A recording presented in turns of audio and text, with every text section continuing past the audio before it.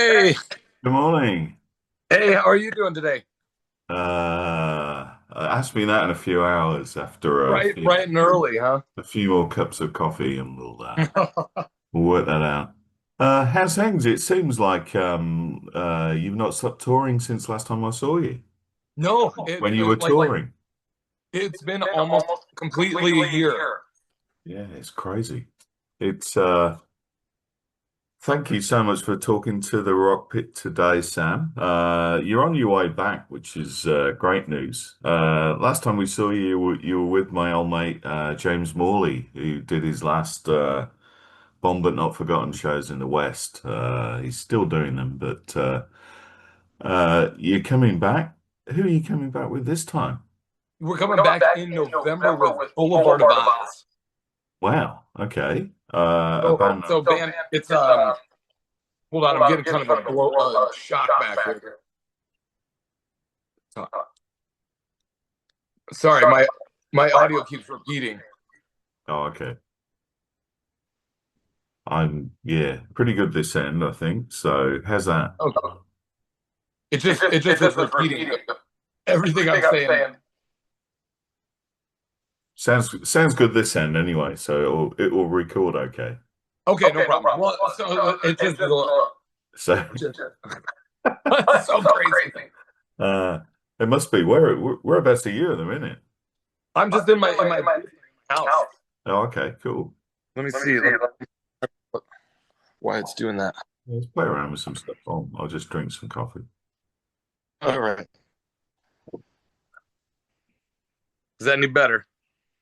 It's all fine for me this end. There we go. I think we got it. We're all good then. Oh, cool. All right. Take number two. I apologize for that, Mark. Sorry. That's okay. Yeah, let's start again. Thank you so much for talking to the Rock Pit today.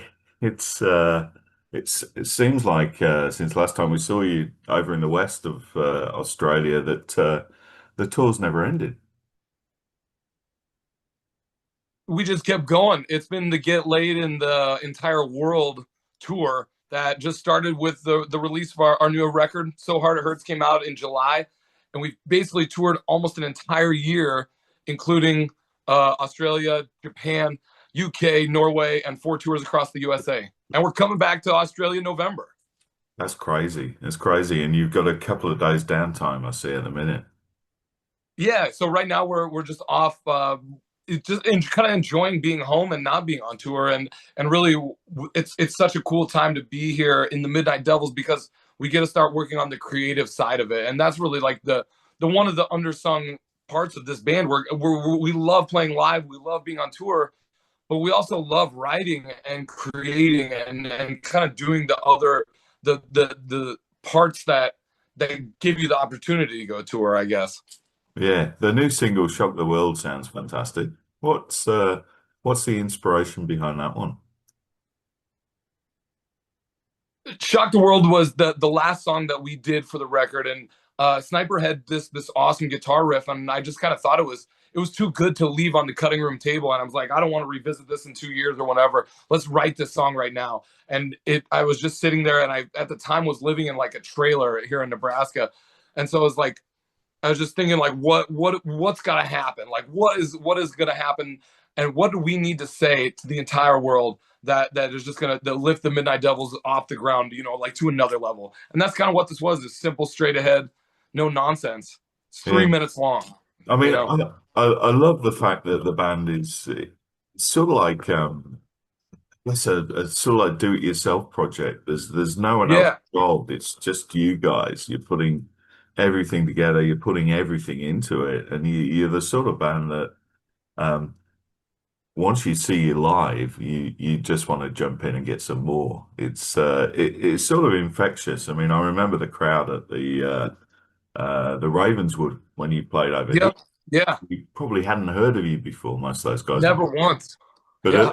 at the end of the night, everyone was with you, and it's that sort of stuff that makes people realize that there's great new music out there, and that there's some fantastic bands, and that even a band from Nebraska can come over and play on the other side of the world Yeah. to a house of people who absolutely love what they're doing. It's a real rock and roll show, and I was so impressed when I saw it. I must admit, I can't wait to do it all again, especially Yeah, bit where you're you come totally out right. the crowd with a laser eyes and stuff like that. Or I was just working on the hat. Like I got the new hat. Like look at that. Like it took a fantastic. beating and came out. Yeah. Yeah. But you're totally right. And that's kind of where we're sitting, is that weird enough, Mark, it's like in a year we're going to be talking about 10 years of the Midnight Devils. Wow. And for guys that partied and have a good time, and that's an unbelievable thing. It's an accomplishment in my book. But it's like we're uncovering that we are like this island unto ourselves.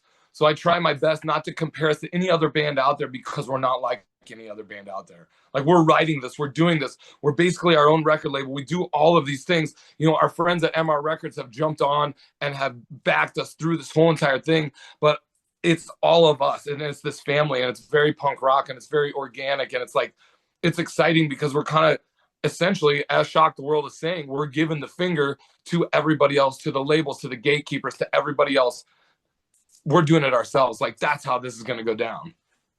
It's great as well. I mean, a lot of people probably won't know the backstory as well. I mean, you're from Nebraska yourself Mm-hmm. as well, and you're still there. I mean, I was reading about a few bands that you were in. Your first one officially terminated. I Yeah. tried to check out a bit of that, and then 3D in Your Face, and then Midnight Devils came as, I guess, started off as, correct me if I'm wrong, an acoustic duo that Yes. was playing cover songs, and it's just morphed into this wonderful, uh, almost Kiss like in Yes. like stature. It's like watching a Kiss concert in a small club.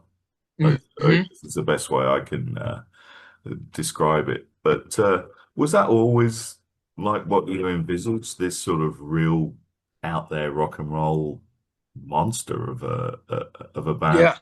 and now Yeah. it's I think finally there. you're absolutely right. You nailed it on the head. Like even in the back, you can see in the back, like we still I have can see the like kids. the old officially terminated banners and stuff. Like so, Oh wow, even yeah. back then, when we were like punk rock, like you can see there's just bed sheets. We spray painted the Mm. bed sheets with the logo.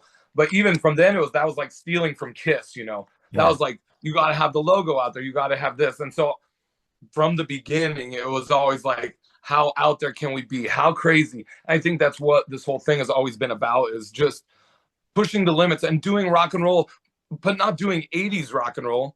We Mm. love 80s rock and roll. We love hair metal. We love all that. But it's now 2025. We got to do something that's fresh and that's unique and that's cool.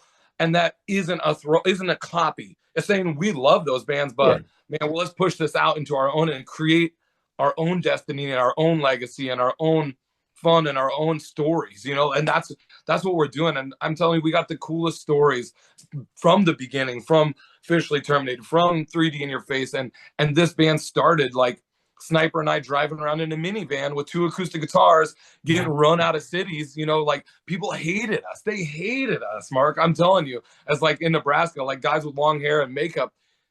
It's, as you can imagine, in certain places it doesn't go over too well, right? Yeah, I can imagine. Yeah. But I now mean, now it works, and now we can kind of walk around and kind of hold our head up high, because we've done some cool things. We've really accomplished some great stuff, but we're not resting, and we're not ready for it to end. The cool thing with this band is that we can just keep telling the story for mm. almost as long as we want to. We can keep creating with these characters and with these larger than life personas. It kind of can go on for as long as we want to. As long as we can envision it, it's going to keep going. Yeah, I mean, musically, you're right. Mm-hmm. It's definitely not an 80s thing. There's everything in there. I mean, Yeah, yeah, I think in a review, obviously, Sniper, there's got a lot of Van Halen, yeah, which is great. But there's Sex Pistols. I think I read somewhere like influences like Elvis and the Beach Boys and stuff yeah, like that, and yeah. all that stuff comes up. Obviously, Kiss, the Ramones, stuff like And like that. So, we're fans of music just like everybody yeah. else. Like we just love rock and roll, and that's the cool thing, is that we're music nerds, just like everybody else. And it spans the decades as well. I mean, I Mhm. get a bit of the 50s, the 60s, the Yeah. 70s, the 80s, and I'm not sure what quite happened after the 80s though. Yeah, but Well, and a lot of the stuff we stole from because we grew up in that time. We grew up in that weird Jimmy and I did anyways, in that weird time of the 90s, the transitional period, I guess. yeah, But there were those bands, those like LA bubblegum glam bands, yeah, especially the Peppermint Creeps, yeah, those guys that came yeah, out and that shaped because it shaped everything because they took it to another extreme and we see that we're like, oh yeah, let's do that. That's so cool. And it never got big and never got popular, but it's so cool to us. So it's kind of like you go back to those roots there. yeah. It is. I mean, I love that band in particular. Your second album, Never Beg for It. I was just listening to that again. I love that one. I was produced by a good friend of ours, Chip Yes. Smith from Enough's Enough, and some great singles that came over well live. I think he played, well, he definitely played Highway 69 and Mm-hmm. again, those songs, which are great.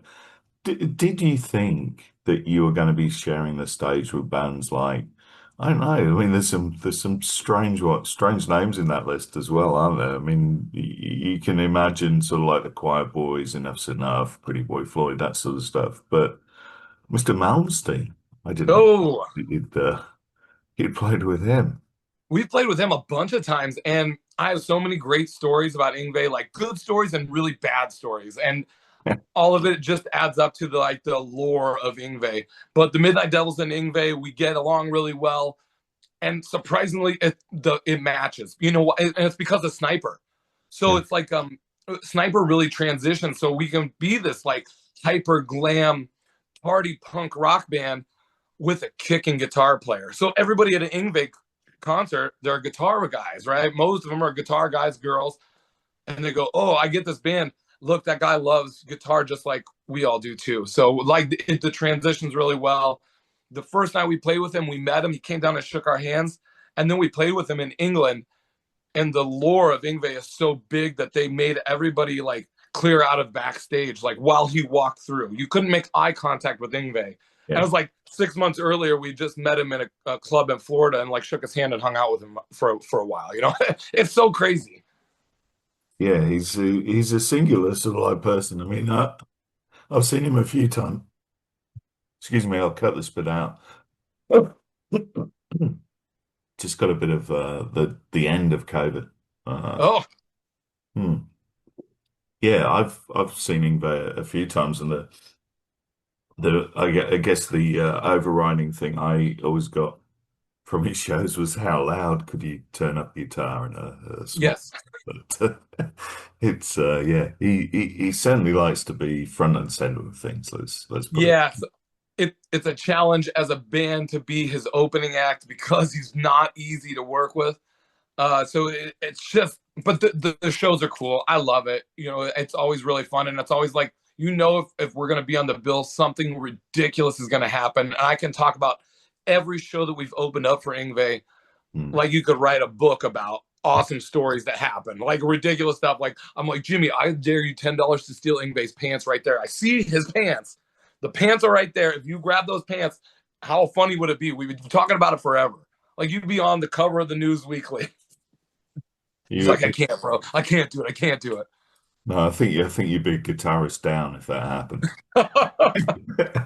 But it's fantastic, and it's that sense of fun as well. I mean, one of the things that the '90s did for me is they attempted to suck a lot of the fun, apart from bands like you mentioned, Peppermint Creeps and stuff like that. Mhm. But it became a sort of like place where I think we took ourselves too much seriously, and Yeah. it's bands like the Midnight Devils that sort of like get us back to what rock and roll should be all about, which Mhm. is enjoying the moment, being out with your friends, maybe having a few beers and just listening to some great rock and roll. It just make things so much better. And you know who did it for me? And this is kind of like takes it right back to you, man. It was like Bon Scott was the guy, he was like the genius at crafting lyrics of not saying what he's actually saying, but beating around the bush, right? Okay, Yeah, Bon Scott was that guy. Like he could do it so well, and I'm like, everybody knows he's talking about sex, but he's not saying it, right? And I love that. So I was such a student of that, of the AC/DC school of writing lyrics. I love that Kiss did it really well too. Van Halen did it really well, but that's like a cool thing. So when we were over in Australia the last time, we got to actually go see Bon's grave. I thought that was a really cool thing that kind of it like, man, as a kid from Nebraska, you always knew it, like you dreamed it, but then actually doing it kind of blows your mind. yeah. It's an incredible thing we got here in Fremantle, I guess, that sort of like legacy. Obviously, Bond Mm-hmm. coming over from Scotland to Perth and sort of like, and his mum was always here. His mum always lived Yep. here. We used to bump into his mum every now and again when she was with us, and but every band that comes to Perth, Western Australia, wants to go and see. Yep. Yep. And some bands I've taken multiple times. So every time they come, they'll come and pay their I respects. would go, yep. Same thing. I'll go every time. It's kind of the same though, and it's so weird. And I like, we don't ever want to talk about like we go see all these graves and stuff like but we saw who was it? The drummer for Led Zeppelin, Oh, John Bonham. Bonham. Yeah. So Bonham's grave, I was like, oh, this is the coolest thing I've ever seen. Like it was pretty heavy, and but same in the United States. And whenever a band goes to Dallas, Texas, they Mm. all go see the Pantera grave Yeah. site. Yeah. Yeah. Same, and everybody's there, and they put their guitar picks down and have a drink with Dime and Vinny. It's the same. Yeah. I've been to like LA a few times and sort of like been to see Ronnie and Yeah, people like that. It's that's cool. That's so cool. The Rainbow, where you go to go see Lemmy at the Rainbow. yeah, yeah. It just reminds you of all the great artists that have been there in the past. Uh, Yep. New album's fantastic. It's got anthems on there. It's like you said, shaking your fist at everyone else. Mhm. Thank you. It's going to be great to see it all live again. Behind the scenes, it must get at times pretty grueling doing the amount of shows that you guys do as well. How do you get through that?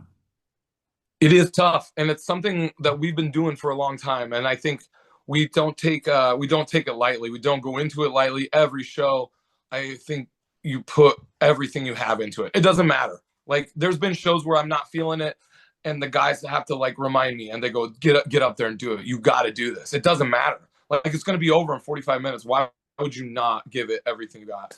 So that does get tough. But I think in the off season, I train really really hard for the off season, and I think everybody does in our band. Where it's like we're a very physical band, so we're out there working out, staying in good shape, mentally, physically, spiritually. Everything is just pointed straight ahead, and I think that preparation really helps when the shows start getting long, when the tours start getting long, when you're like missing home and stuff like that. You kind of rely on that mental preparation, that physical training. All of those things play a factor into the Midnight Devils show. So it's not like we're just going in unprepared. There's a lot that goes into it. Now missing home and missing family, and that's something that's really new for me. I just got married a few months ago, Yeah. so it's like now I have this other thing that kind of weighs heavily upon me is my family, and I want to be there and do the cool things. So it's tough, but I can see the good that the Midnight Devils are doing, and we're kind of paving this way and creating something that's going to be really cool for not only me but for I think for my kids as well. Yeah, and it's cool as well. I mean, all Mhm. the design and stuff. It sort of like all fits together with the live show. The color and the intensity of the designs and stuff like that goes wonderfully with the music. You mentioned sort of like starting to work on new material. Yeah. Has that changed how you do that over the years? Obviously, it's a lot easier to record stuff and ideas and things now. Is it a case of you just bringing your new ideas to the table when the time's right and just seeing what sticks?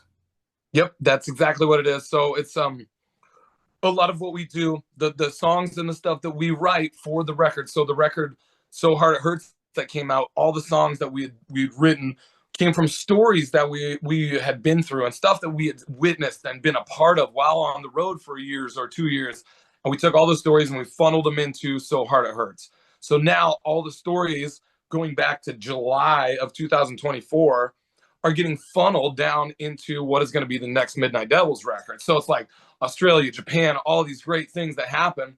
We're going to make them into the songs and the story going into the next one. Sniper and I have started, like, we're at the very, very beginning stages, but like pen to paper, we're starting on it again. And I'm so excited. Like, 3 albums. Now we're working on the fourth one.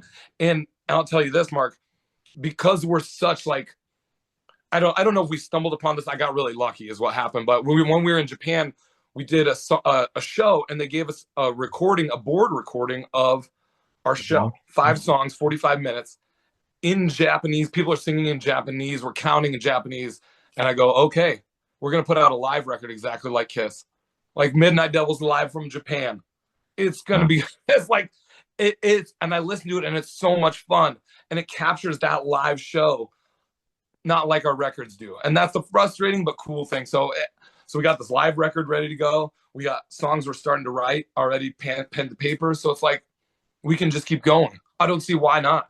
Yeah. I mean, a live record would be perfect for you guys because seeing the band, I mean, there's plenty of bands who put out fantastic albums. You'll never see them either because they only tour the other side of the world or whatever it could be, or maybe they're just a studio concoction. But seeing you guys live is just so much more than the records could be, right? So let's hope that one happens. I love the Yeah. idea of writing about experiences on the road as well.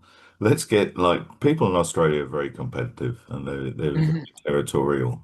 So I'm gonna stir up the audience a bit by asking you what your favorite city was last time.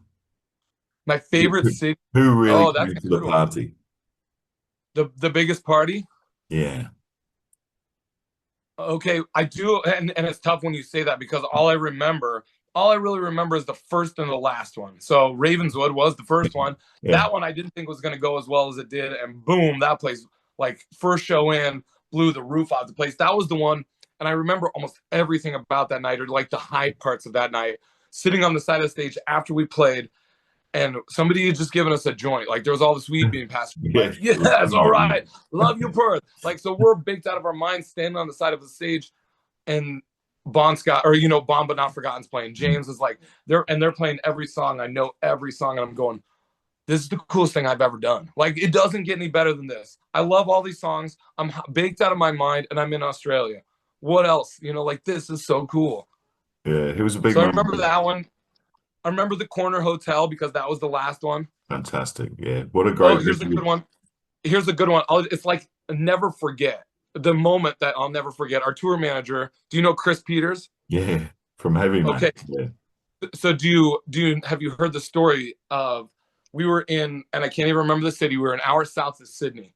We played down there, and it was a hard fought show. It's probably Wollongong, was it? I can't remember what the city was. Yeah.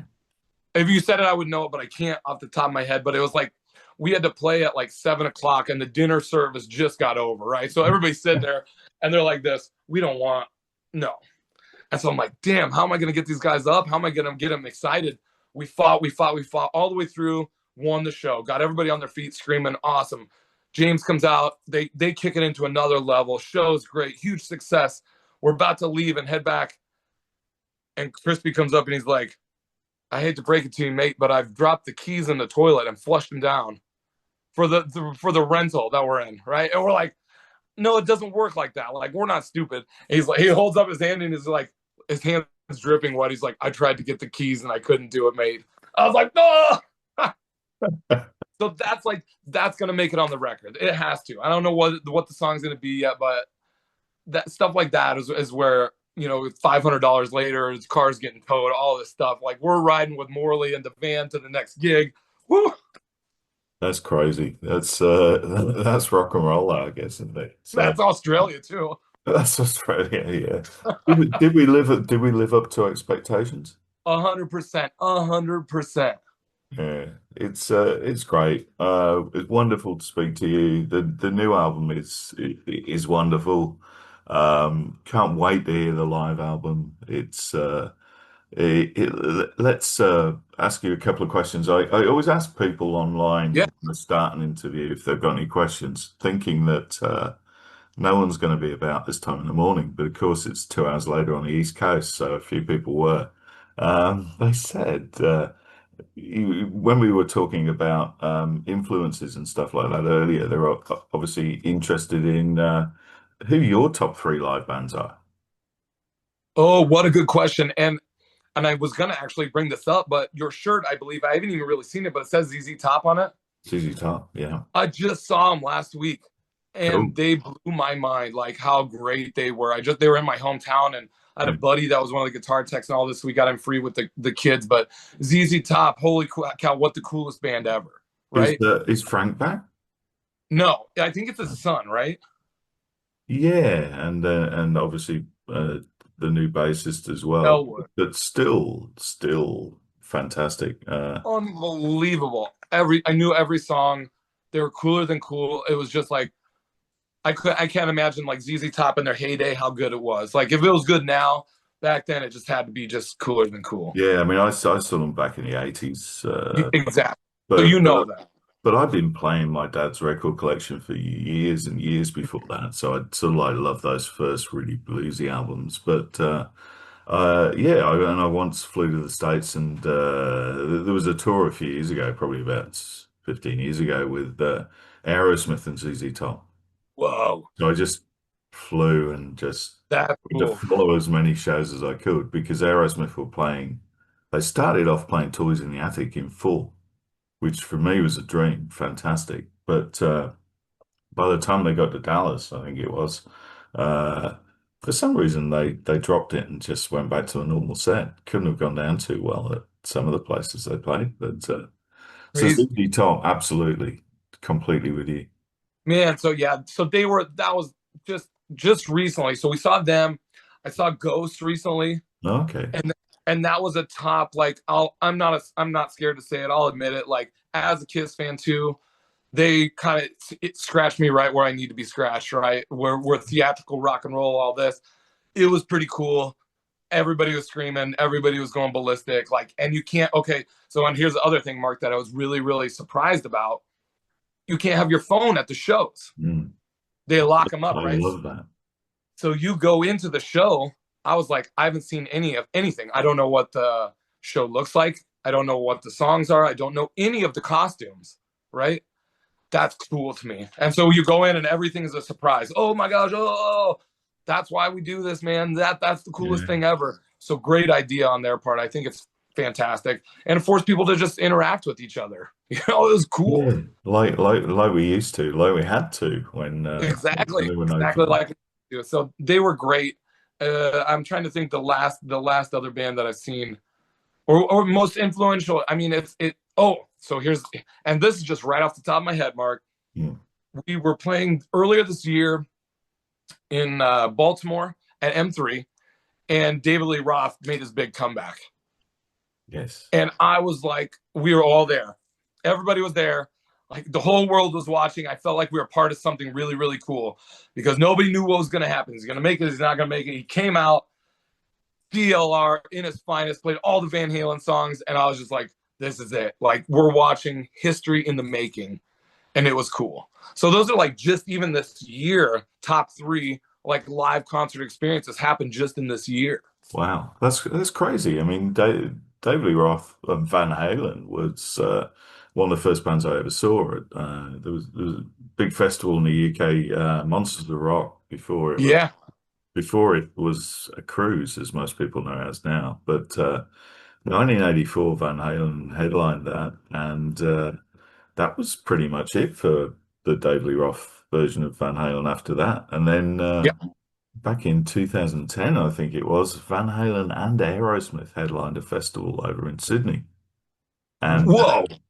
it was so different though. I mean, seeing Van Halen in 1984 with David Lee Roth doing the jumps and everything, It was and the pinnacle. That was the pinnacle. it was some of the one of the greatest live shows you'll ever see. David Lee Roth in his prime, and then to see him in 2010, everyone wearing black and white, and Dave sort of like just shuffling across the stage. It was like, boy, we've aged. But one Yes. thing I've got to say to you guys is never age, because Midnight Devils, an absolutely must-see live band. So That's let's. why we just keep putting the makeup on. You can't tell how old. It's like a old kiss. It's a kiss deal. You never know how old these people are. That's right. I'd like to see Sniper wearing some makeup there on this next tour, but I know. he's uh, he's sticking to it, which is He's great. like, I'll pass. And I'm like, that's fine. Whatever you want is cool. Yeah, it's trying to find the other questions that people have sent through while we're talking. If you could have headlined a festival, they're all sort of like similar, I guess. If you could have headlined a festival back in the day, pick a band from the 70s, 80s, and 90s that you'd like to have played with. It's if I had to headline a festival, the thing that intrigues me the most, and I think you kind of going off that Monsters of Rock thing, Castle Donington in England. Yeah, I yeah. think that is like like in the late '80s, early '90s was it. Hmm. It was so good because there were five or six great bands who all Mm-hmm. got a decent sized set, and I think where a lot of festivals fall over these days for me is you're running between four or five different stages, trying to catch a band that's got half an hour to play Yep. six songs, and it Yep. just it's not enough. It's No, and that's what I thought when I saw it was ZZ Top and who was it? Night Ranger, oh right? cool. It was, and they were that was the show when I saw them last week, and Yeah. they both played, and I was like, man, that was it. They didn't play for very long. Like both of them had a pretty short set to make the full night, and I was like, that kind of sucks. Like, well, I wanted more. Yeah, Night So that's how I Ranger. feel at festivals too. You're like, oh, I saw a festival set, which kind of sucks, but Yeah, I love Night Ranger though. What a great band. Jack yeah, Blade, such a lovely guy. I caught him when I did one of the Monsters of Rock cruises, and we just surprisingly chatted for about half an hour. really, Yeah, before he said, wow, "I'm sorry, I've got to play in half an hour. I've got to go now." nice. That's so cool. It's always nice. It's always nice, and those things are great. I'd love to see you on that cruise as well one day, because it's just a go down for breakfast and someone comes and sits down next to you, and it's the singer of Kicks, and you think, hold on a minute, could that get any better? And then you go for a coffee, and Joey Tempest's in front of you in the queue to get a coffee, and you think, this is surreal. We're sending a petition to Larry. Like I think I was telling somebody I think I've emailed Larry, who's the promoter, the Yeah, promoter of I the remember that. show. Yeah, I emailed him every year for 6 or 7 years. So it's like, hey Larry, what's going on? Great to hear from you again. Like he's never emailed me back once.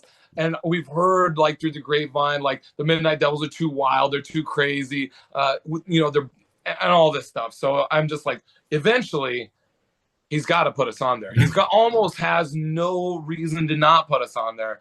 yeah, Plus, I think that the longer we wait, the more bands keep kind of calling it quits and ending and are not as good as they used to be.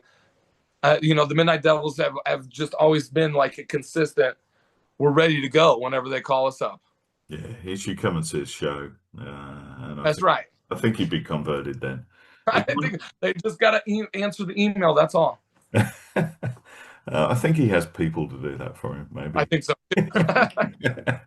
It's always wonderful to talk to you, Sam. Can't wait to see you in November. It'll be cool. We'll put links to the dates and stuff like that up for you. Awesome. Uh, I be- appreciate it so much. Before we go, if you could just do a shout out for the latest single, just you're listening to the Rock Pit, and just anything about this. Yeah. What's up, everybody? This is Sam Spade from the Midnight Devils. You're listening to The Rock Pit. Here's our brand new single, Shock the World, off our brand new album, So Hard It Hurts. How hard do you say, Mark? So hard it hurts. Thank you so much, mate. It's absolutely a pleasure to see you. Can't wait to see you in November, and take care of yourself until then. Thank you so much. I appreciate it. And yeah, just see you in a couple months. No worries, mate. Take care. All right, catch you later, Mark.